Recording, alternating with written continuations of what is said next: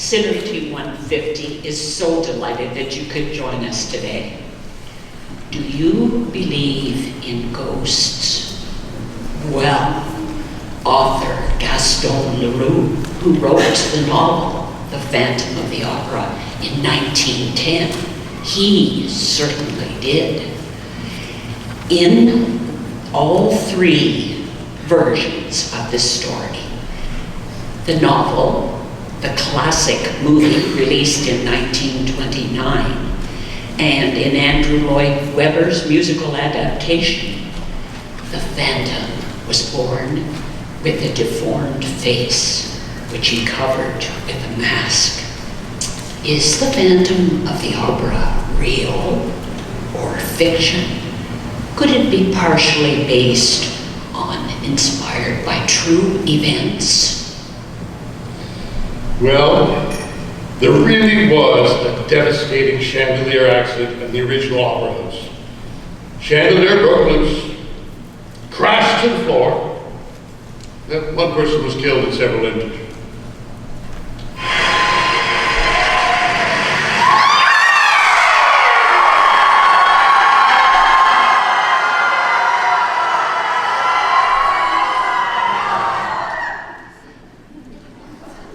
Also, there was a stage fire in 1873 that burned down destroyed totally the old opera house, and a pianist was physically disfigured.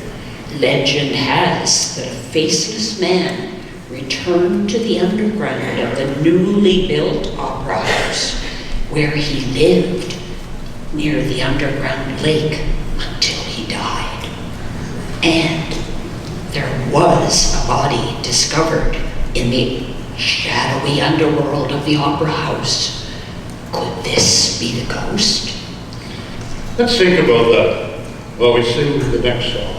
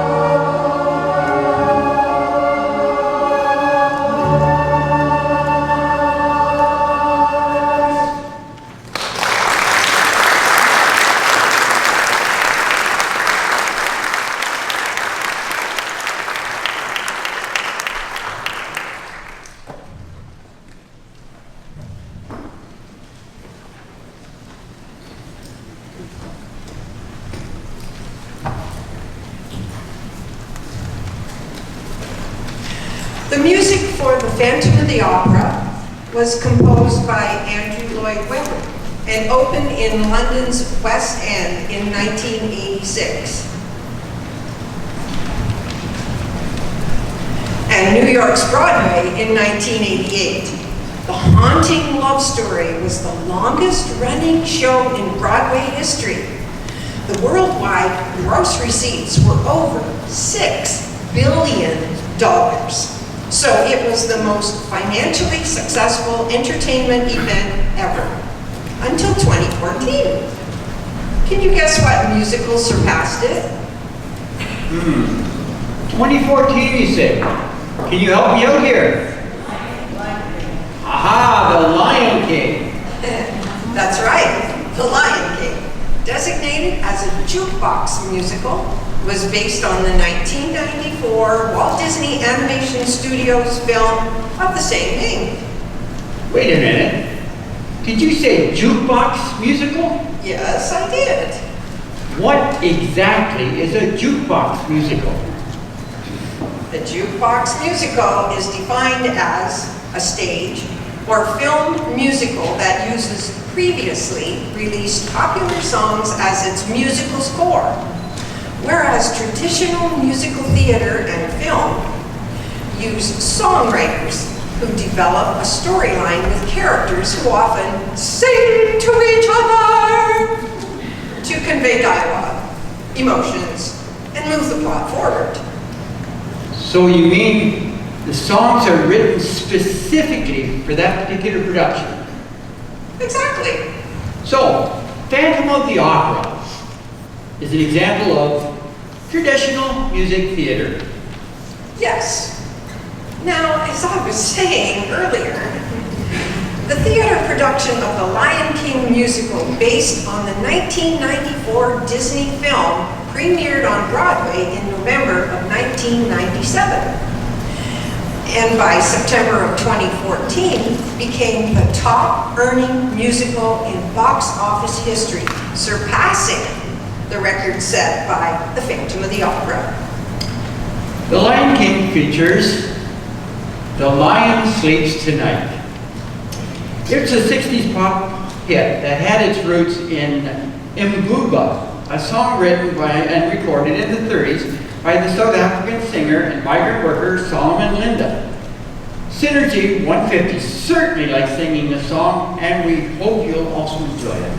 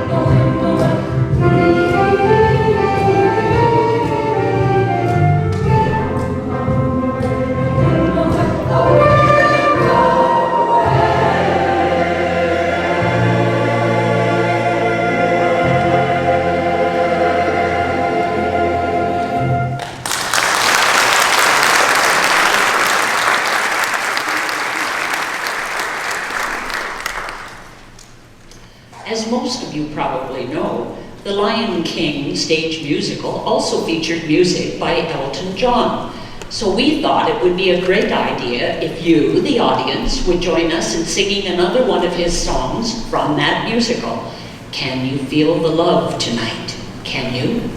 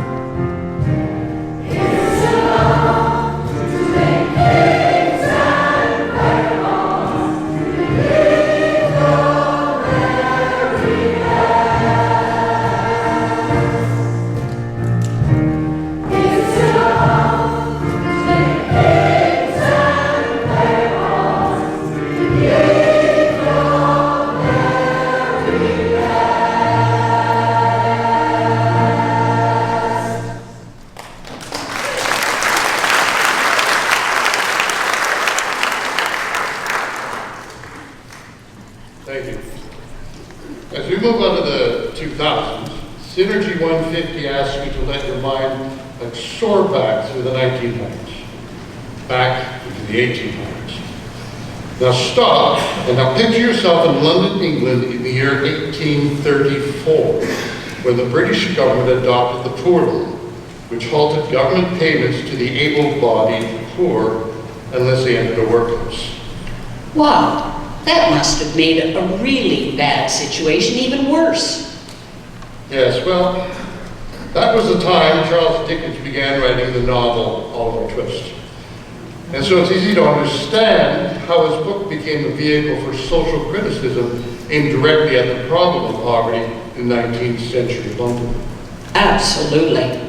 I learned the book's storyline about a young boy who rebels against the workhouse to lift himself out of poverty has echoes of Dickens' own life.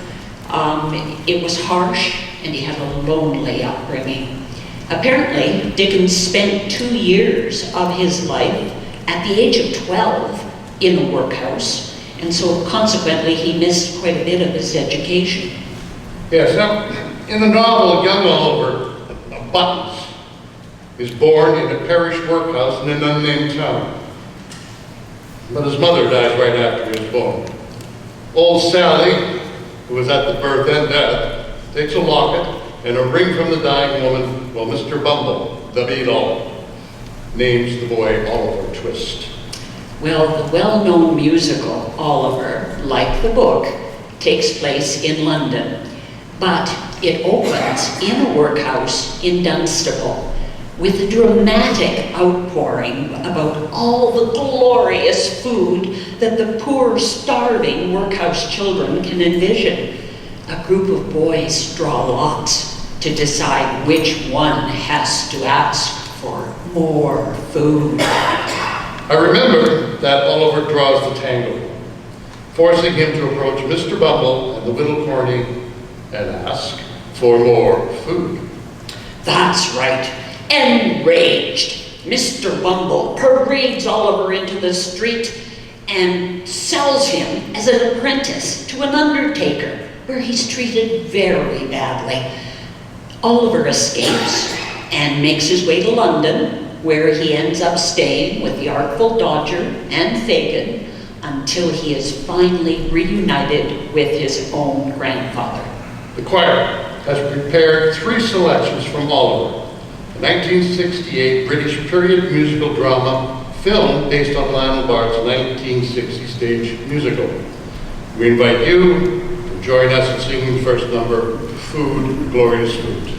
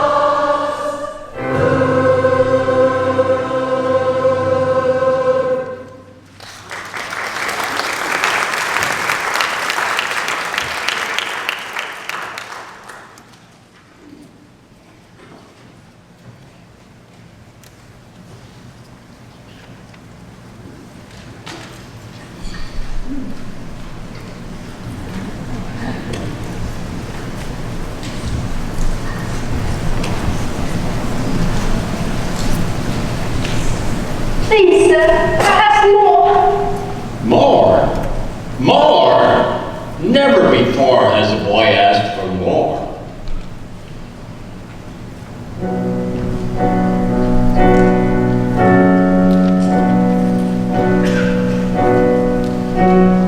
One boy for sale. He's going cheap, only 7 guineas. That or thereabout. Fine boy for sale, is yours to keep for 1,000 pennies. You can work it out. One boy for sale. Come, take a peek.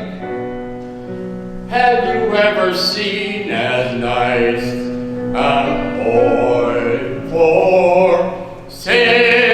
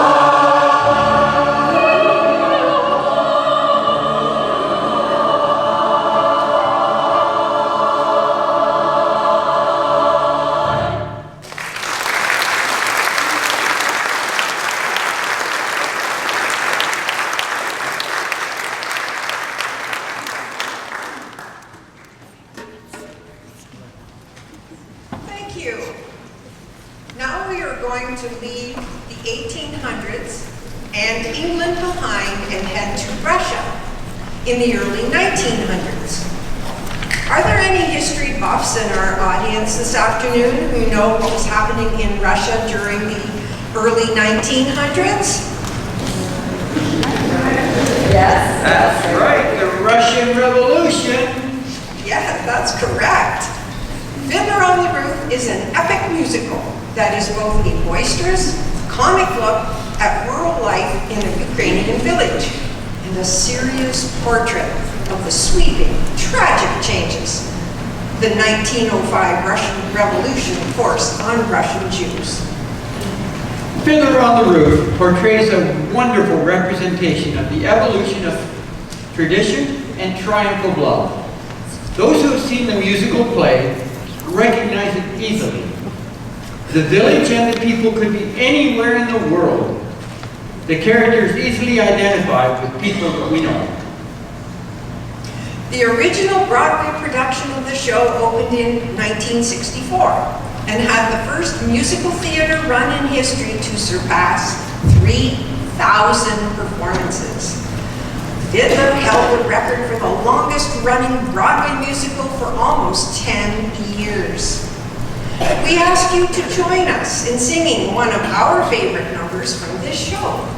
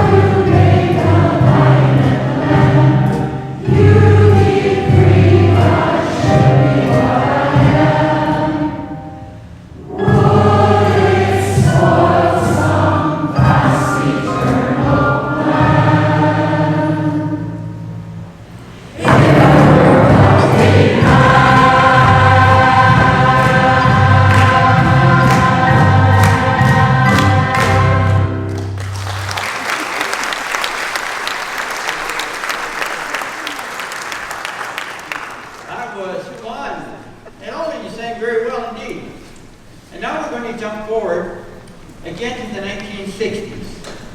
Cabaret, a Broadway musical of 1966, is a searing portrait of decadence in Germany that led to the rise of Hitler. Not the usual subject for a musical, but the focal point of the story was a sleazy Berlin cabaret. So the music format was really appropriate. The most popular song from the show was the title song, Cabaret. And many who saw the musical were so carried away by the high spirits of that song that they missed the point of its performance and the horror underlying the story. However, if you remove the title song from the context of the show, it has been accepted as a happy, good time number. And that is how we hope you view it and join us in singing Synergy 150's version of Cabaret.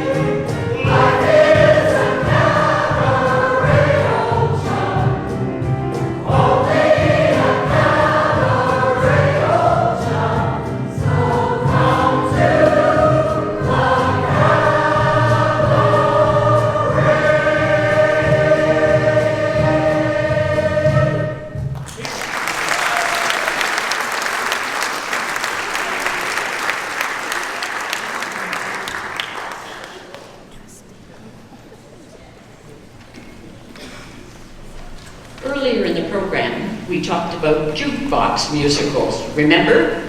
Right? The Lion King? With the popularity of jukebox theater is growing, both with audiences and with producers.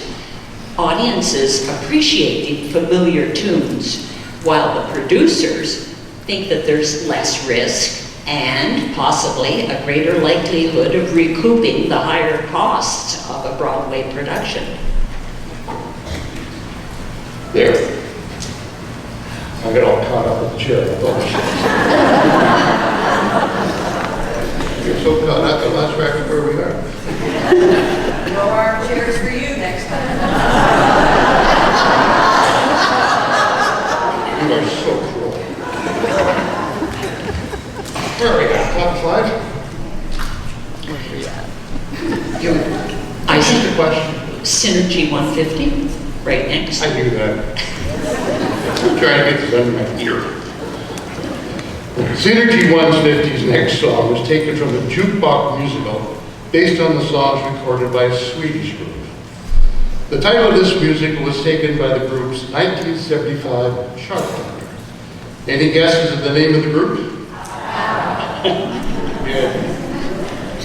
Yes. And what do you think the song was called? All right, that works. You guys are very good. Mamma Mia first opened April 1999 in the United Kingdom in London's West End. It found its lifelong home in the Novello Theatre in London, and it's still going strong. Mamma Mia isn't just an English-speaking United Kingdom, North American musical hit. It is worldwide. Mamma Mia has played in 50 countries, in all 6 continents, and it has been translated into 16 languages. Over 65 million people have seen the show. They've loved it. And it has grossed $4 billion since 1999 debut. Now, do you know where Mamma Mia made its first North American debut? Well, I believe it was in Canada. Somebody said it. Somebody did it, good for you. Toronto, in May 2000 at Royal Alexandra Theatre and played there for 5 years. Well, I didn't even make it to Broadway in New York until, well, October 2001, the year after the Toronto debut, in case you can't do the math.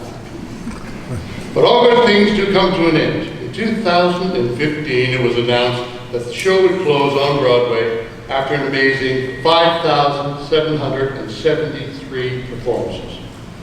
Our choir will be singing the song Dancing Queen from this great jukebox musical.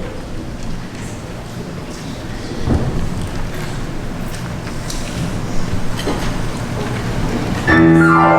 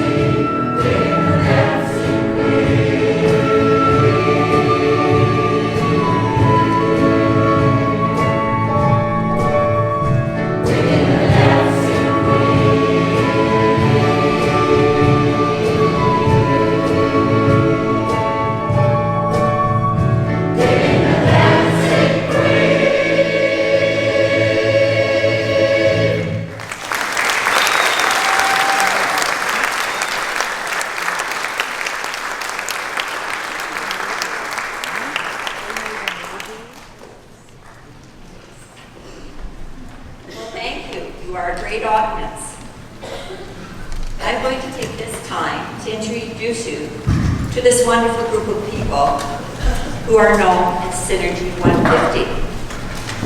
The meaning of our name, Synergy 150, comes from its very own definition of synergy.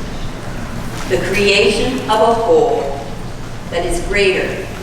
The whole is greater than the sum of its parts. And the 150, because we formed the choir in Canada's 150th birthday year. We definitely have many parts. We are proud of our narration team. Sharon Rice,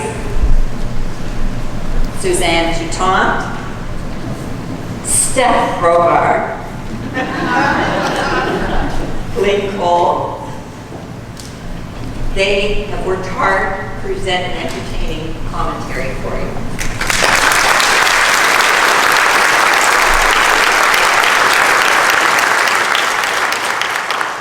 I've been doing choir since I was 14, and I've never had such a talented music team to work with before. We have Lois Wellington on piano.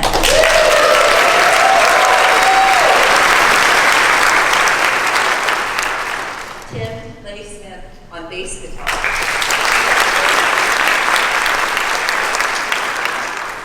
Millie gets her own seat, her drum box. That's fantastic. And Pam Seaton McLean wears two hats. She's our very talented flautist, and she also sings with the choir.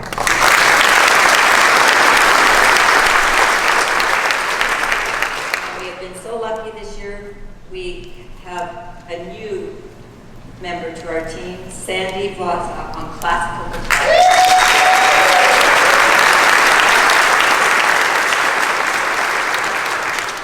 And of course, our amazing choir, which is in itself made up of 4 parts. We have sopranos.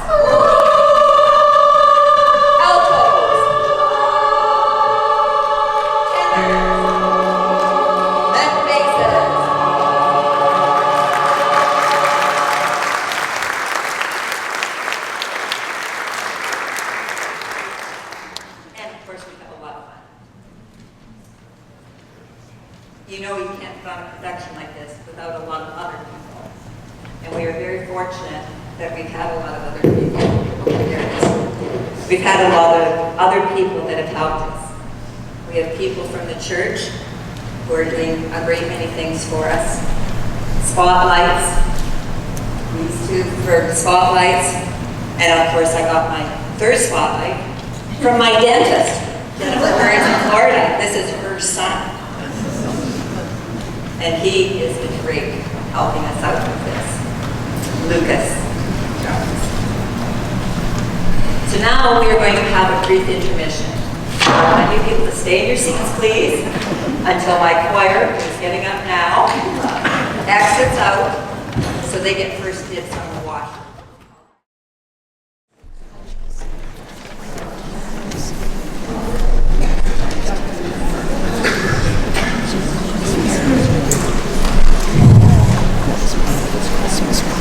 Welcome back. Thank you for getting back to your seats so quickly.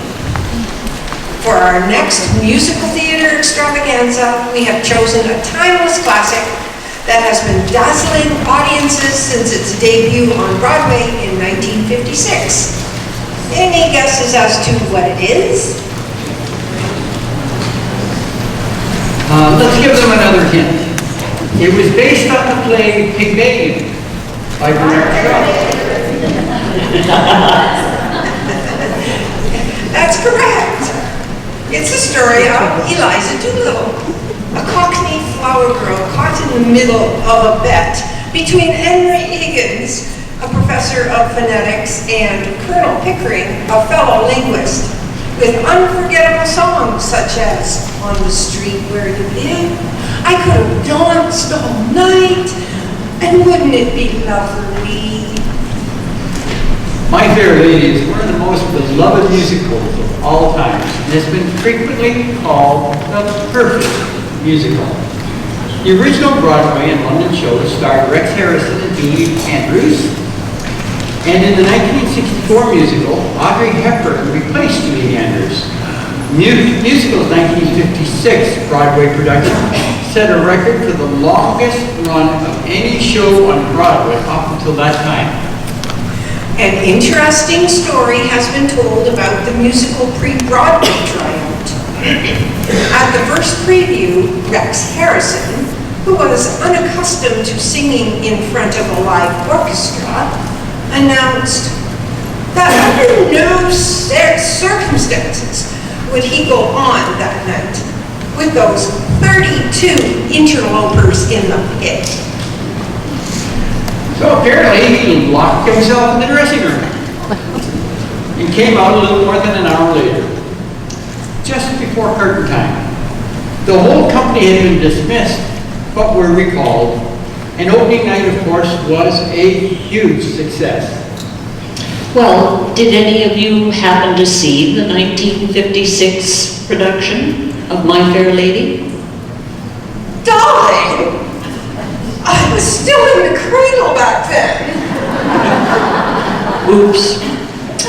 Well, in 1964, My Fair Lady, a musical comedy drama film, was adapted from the 1956 Lerner and Loewe production. How many of you have seen the film? Oh, there we go.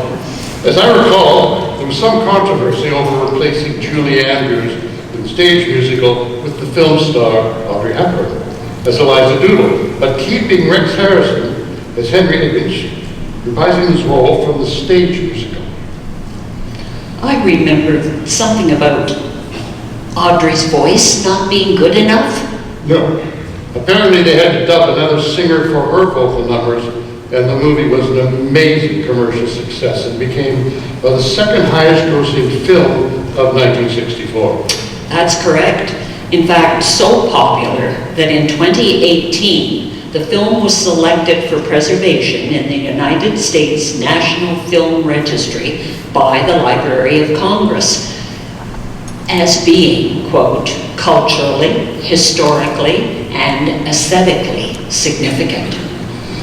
Do you know how old Audrey Hepburn was at the time of filming My Fair Lady? Well, she was playing at 21. How old was she? Anybody know? Oh, I do know. Now? I know because I got here. All right. Regroup. Okay, she was playing a 21-year-old, but she was actually 35 in real life. Synergy will now sing a medley from this great musical, but make sure you keep your eyes on the screens because at some point there will be lyrics printed up there for you to sing along with us.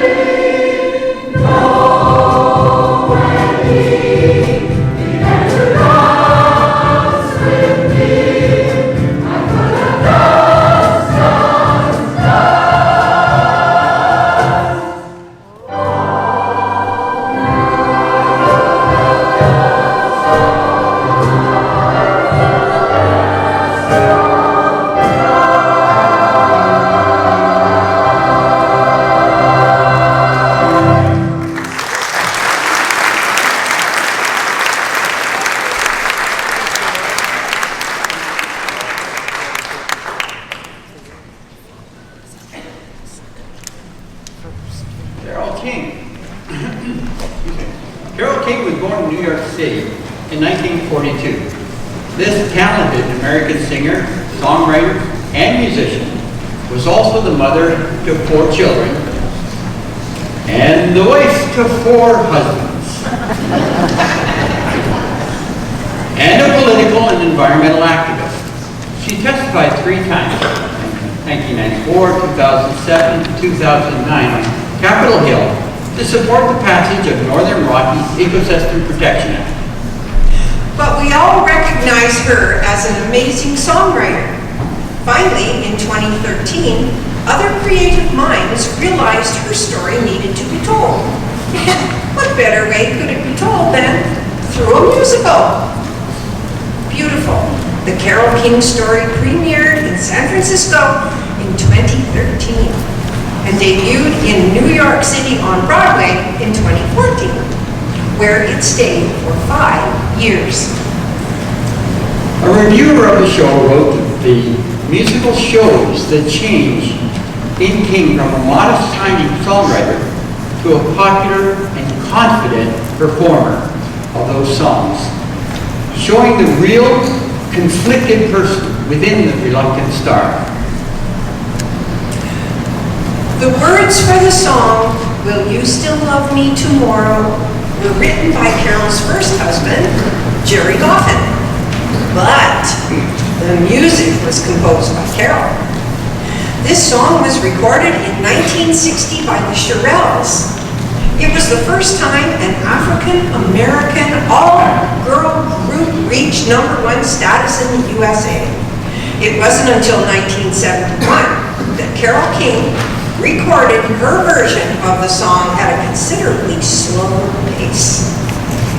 In the 2013 musical Beautiful, which is, by the way, a jukebox musical, the song "Will You Still Love Me Tomorrow" was featured 4 times, and we hope you'll enjoy our rendition.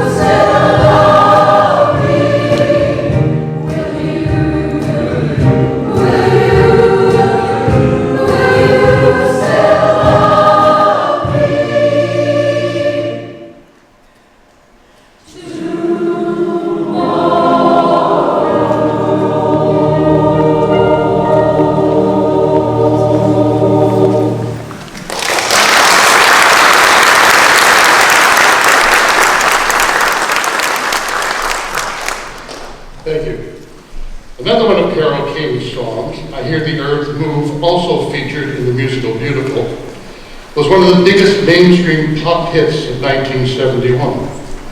The fast tempo allows the listener, that's you, to feel the singer's excitement while being near her lover. Get ready to feel your earth move.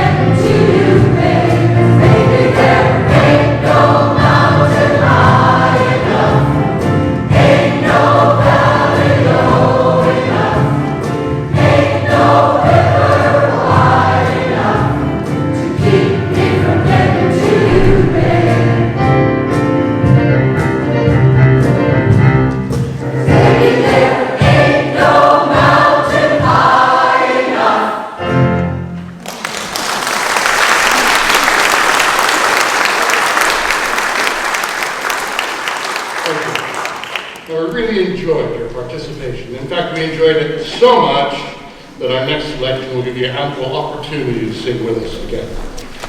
Please watch the screen for the words.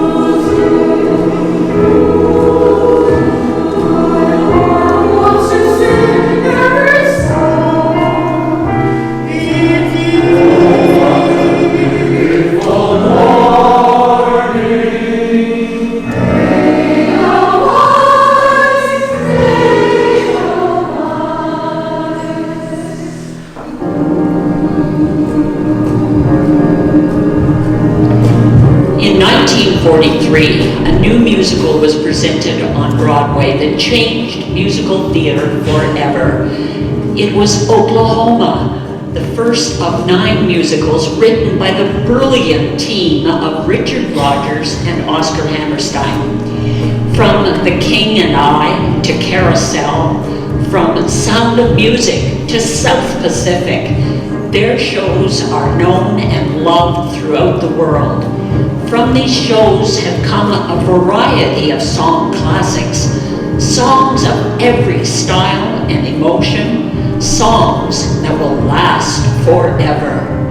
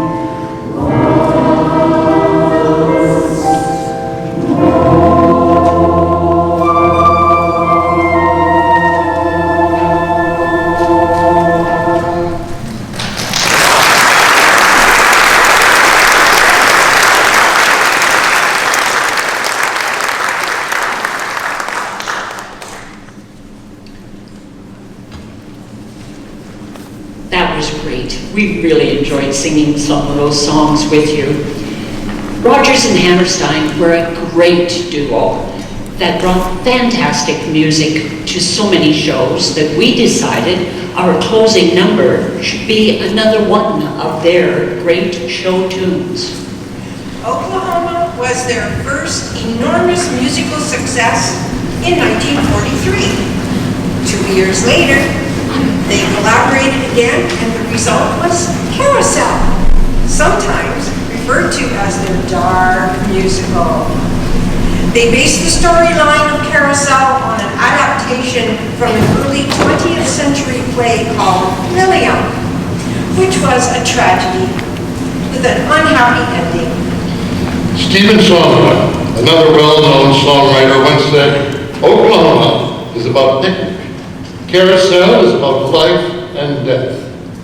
Although Carousel did not seem as popular as Oklahoma, it was rated a masterpiece by the New York Times and named the best musical of the 20th century by Time magazine in 1999. The final act of Carousel contains its most popular song, You'll Never Walk Alone. But let's update the song from its 1945 beginning. Do you recognize the name Jerry and the Pacemakers? Yes. Well, they were a Liverpool group who released a version of You'll Never Walk Alone in 1963. In some areas of the UK and Europe, You'll Never Walk Alone became an anthem of support for medical staff, first responders, and those in quarantine during the COVID pandemic. Well, you're never going to believe this one.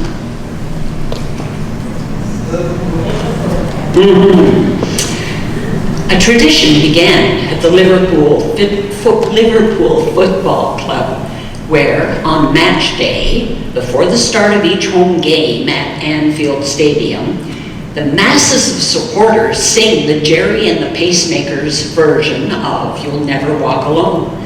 In fact, the song title is the motto enshrined on the metal gate right there at Anfield Stadium entrance.